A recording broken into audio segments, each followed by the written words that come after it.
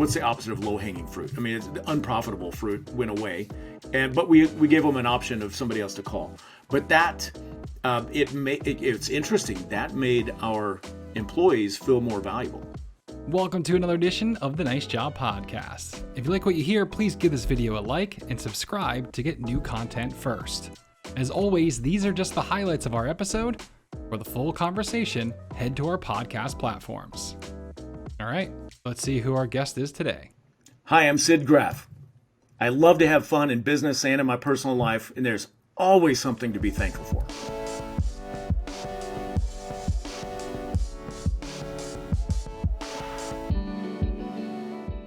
Welcome everybody in to the Nice Job Podcast. Thank you so much for taking time out of your day to be a better business owner, perhaps be a better person, but at the very least expand your mind. The more you're reading, the more you're listening, and the more you're trying to grow, I think more success will end up being in your future. In today's episode, we are kind of buying into the time of the year and starting to think about all those out there that are looking back at their 2021 and looking forward to their 2022. And our guest in particular today has a podcast of his own, so you know it's going to be a high audio presentation right here because he's familiar with the platform. But he's also packed full of knowledge and packed full of personality, so I think you're really going to enjoy him here. So with that bar set as high as I possibly can get it, let's welcome in the host of the 80/20 podcast. It is Sid Graef. Sid, thank you so much for taking time out to join us here on the Nice Job Podcast. Fantastic. Sean, thank you very much. Thanks for having me on the Nice Job Podcast. I'm expecting for this to be a lot of fun. Sid, you're a veteran kind of in this business overall, an entrepreneur through and through. But I also know that you've made it a point to try to go out and help others. I know that you are often an MC at industry events. You obviously have your own podcast.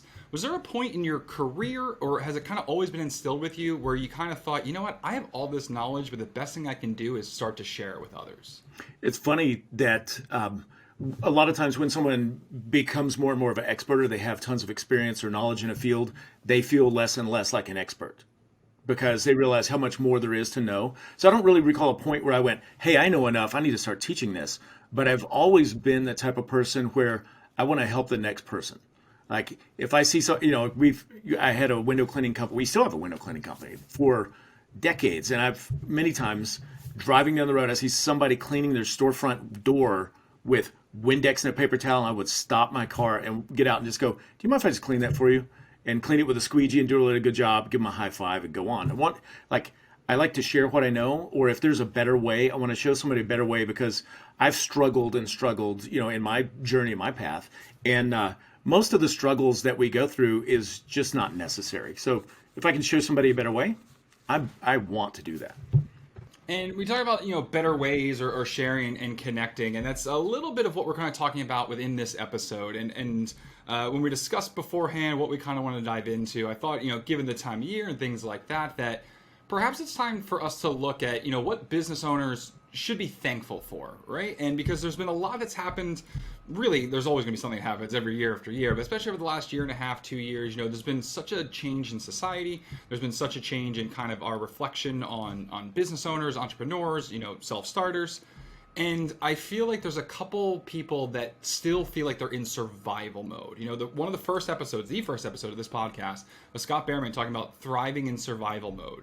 We saw what we were kind of heading down to. How do we thrive through that? But some still kind of feel in there. And I feel like maybe this is the happy, hallmarky, la episode of the whole thing. But I know you can put a realistic spin on it. So first and foremost, do you yourself practice that of trying to find, a time of the year? Obviously, this is a natural time to do so. Sure. But to take a look around and take stock and be like, all right, what am I thankful for? What are the positives? What are things that if I'm feeling down, I can start to rally around? Is that something you practice, yearly, annually, anything like that? Got something that I practice, and it's not a formal practice, but I try to do every single day is really realistically look around and go, what am I thankful for? Because as you know, whether you're talking to business owners or just somebody that's at the coffee shop, there's always something that you can complain about, like something happened to your car, your kid's sick, and a key employee quit, whatever it is.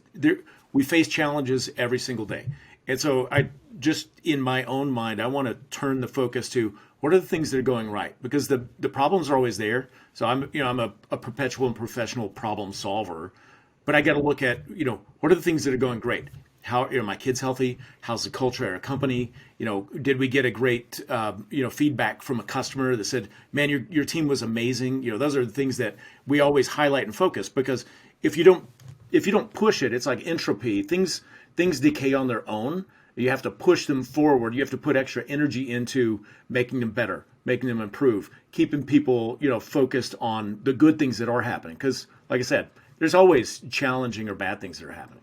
So I was trying to think of a great way for us to kind of go through, what you are thankful for, or what business owners as a whole. I'm going to allow you to speak for everybody.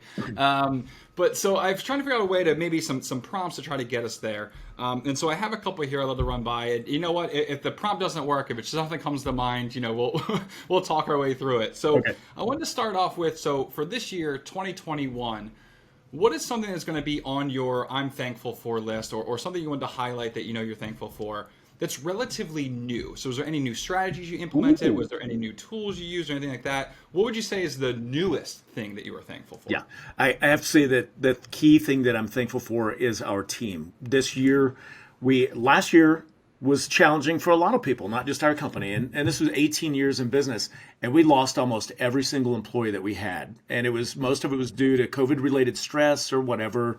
Some people moved, some people reevaluated, some people just quit. We let some go.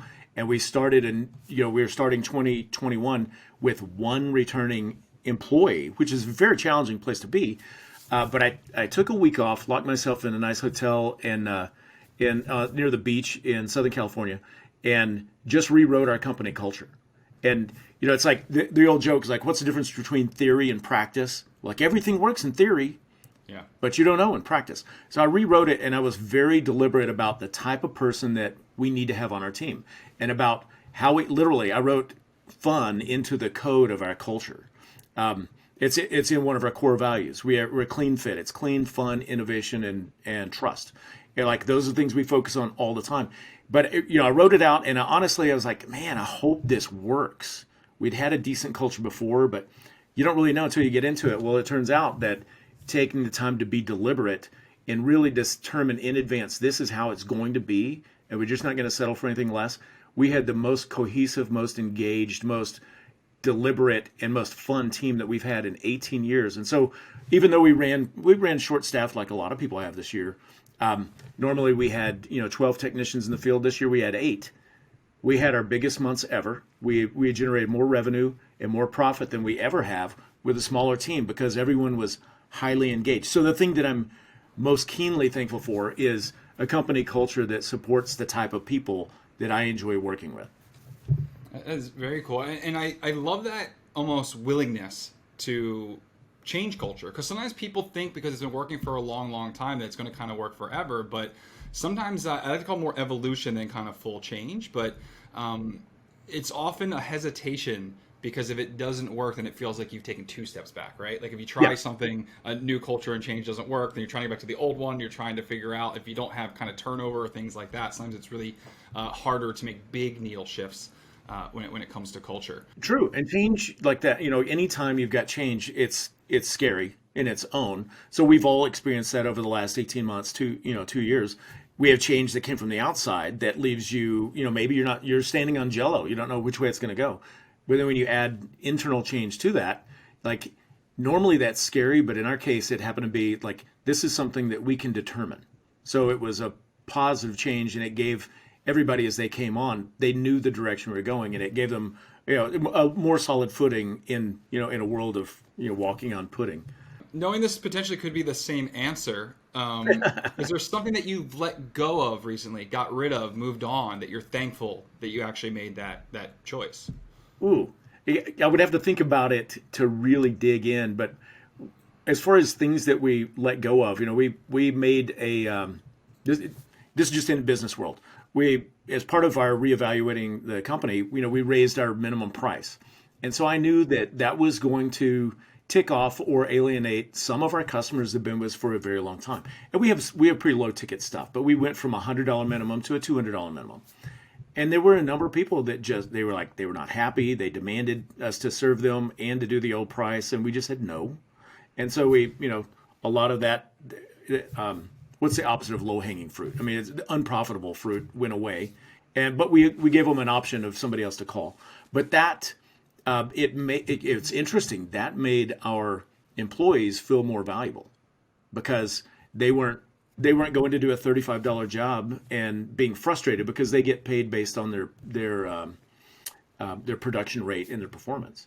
And so it took some of the the roadblocks out of their actual rewards for their pay. Yeah. So it's actually almost the difference between like the low-hanging fruit, which obviously the easy wins, but then the apples on the ground, which you can eat, but chances are it's not going to sustain you for long enough. Correct. Yeah, that's a good example. So the next thing, looking for what we're thankful for or what business owners should be thankful for, almost a chance for you to kind of give a recommendation. What was something, either an outside resource, a book, a podcast, or something like that you discovered recently? Or hey, there wasn't anything last year, but I still am very thankful for when I found this. Yeah. What would that, either resource, outside entity, material, what made you most thankful when you discovered that? Yeah, I'll loop back around to our culture and our, we didn't change the whole culture, but we highly emphasized different things this year. And one of the key resources for that was the fish book. I don't know if you ever heard of the fish book. It's the story of Pike's Place Market. It's probably not quite a true story. It's a little bit proverbial, but we love that because it has, their key components of that, or key takeaways are: choose your attitude, make someone's day. Work doesn't have to be fun for you to have fun at work. So we use that as a litmus test every week, every day, to go, hey, you're going to make somebody's day today. You choose your attitude. Like, let's have some fun. And that's been a critical piece of our culture building. Everybody, that's the first book we read. We have 3 books that everybody has to go through, and that's number 1. And then we discuss it, and we get busy implementing it. That's right. Yeah, I'm actually well familiar with the fish philosophy and things like that. I had actually a couple stops in my career. People had implemented that. Also, I'll shout out because it came up, and I said the next time we had both of the authors of this next book actually on our podcast, Nick Gianolis and Nat Measley, of Playing It Forward, which kind of takes the fish philosophy, puts a little bit in of how to instill true fun into your business as well. It's a very quick read. I'll send it over to you, Sid, as well, the title and such, and maybe I'll see if Nick and Nat can send you one. But Playing It Forward, Nat Measley and Nick Gianolis, kind of takes the fish philosophy, and I don't say it goes a step further, but they kind of read that and a couple of other things and put together their own little catalog. But that was something for me in my own personal life that really started to shift how I approached any career path that I was on at that point, was making sure that was a big thing, and became huge of, hey, if it doesn't have the right company culture, then it's probably not for me. So whenever I make changes, that's usually why I do so. I would say one thing I'm thankful for is kind of the realness you bring, and really just the honesty, because I think it's one thing that I've kind of really gravitated towards in this industry in particular, is the coaches or the gurus or things like that are just kind of selling Kool-Aid instead of selling results. I'd like to meet the real genuine people. So that's something in particular I am certainly thankful for. As we kind of get down towards the end here, Sid, I want to make sure to ask you a question that we've asked all of our guests here in Season 3, because we've been kind of comparing and contrasting the answers. We did in episode 63. We actually took the first half of Season 3, put all those answers together. Towards the end of this season, we're going to put the second half. That's where your answer will fall into. Oh, cool. But the question I'm asking everybody in Season 3, and you can take it in the business or the personal side, is, what do you embrace more, challenges or opportunities? Okay, this is the part where you're going to have to edit out a pause. In my head, I embrace opportunities. In reality, I'm like I get so much enjoyment out of solving problems. So when challenges come up, I told my team, I said, if I were in the military, I'd be a really good field commander, because when we're under attack, when things break, I'm like, okay, do this, do that, do that. So to answer very directly, I definitely embrace the challenges more. Okay, yeah, and you know what? We've had a lot of people, like the whole thought process of that answer is why I kind of like this question, because some people say, you know what? I find myself taking on more opportunities, when I find opportunities, I go for it. But I'm really embracing the challenges. I feel better after that, or I feel more opportunities come from the challenges I embrace. So if I'm not embracing challenges, then I feel like I'm not getting more. Then other people say the other way. They're like, you know what? I face a lot of challenges. I'm good to have it, but honestly, I feel like I'm at my best when I'm embracing these opportunities and not making it arbitrarily harder on myself. So we get a lot of people that really noodle an answer, and I've gotten a couple, Sid, that will email me like a week and a half after we do this and go, I think it's actually more the other way. The other way. So, like I said, any answer you give is the correct answer, fine. but in that sense. But yeah, that's why I like this question, kind of comparing and contrasting. And I would even say I'm thankful that all of our guests have taken on just being completely honest with that question, not just giving a kind of a boilerplate of, here's why it should be this. So Well, it's interesting because, I think about opportunity a lot. I mean, that's what, I'm writing about it. I'm planning for things. I'm like, yeah. But the reality is the challenges they're tangible. They're right in your face. You're like, this happened. We need to fix it. And that's, for me, it's like, it's just crystal clear. I'm like, well, let's jump in and fix it. Well, as I tell everyone, if a week from now you think your answer's changed, drop me an email, make a little additive when we do the next combination episode. Okay, cool. Sid, if someone's listening to this episode, they weren't familiar with you, or they want to learn everything they can, they want to dive in and see what you're doing. If someone wants to reach out, connect, where should we direct them towards? The easiest place is the8020show.com. So it's the THE8020show.com. That's easy.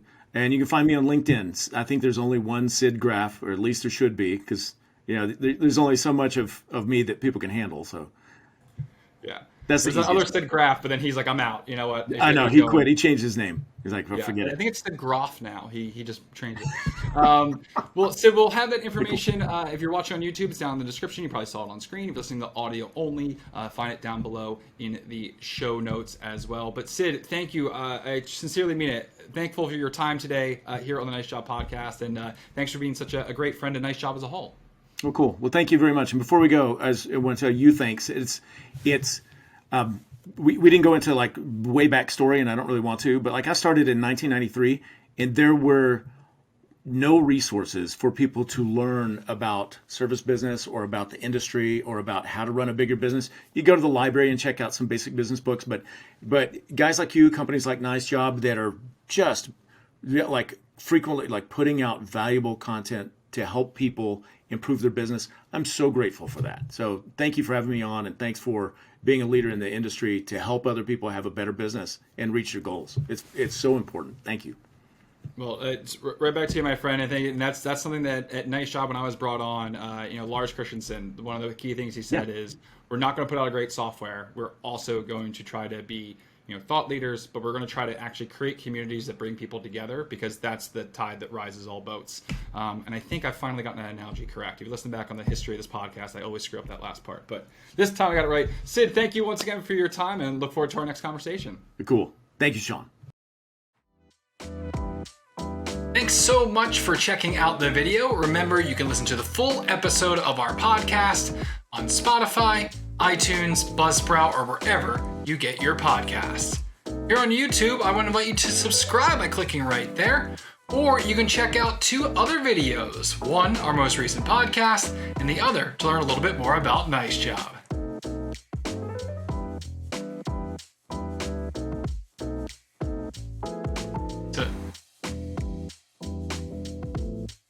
So click one of those things, and I can go home.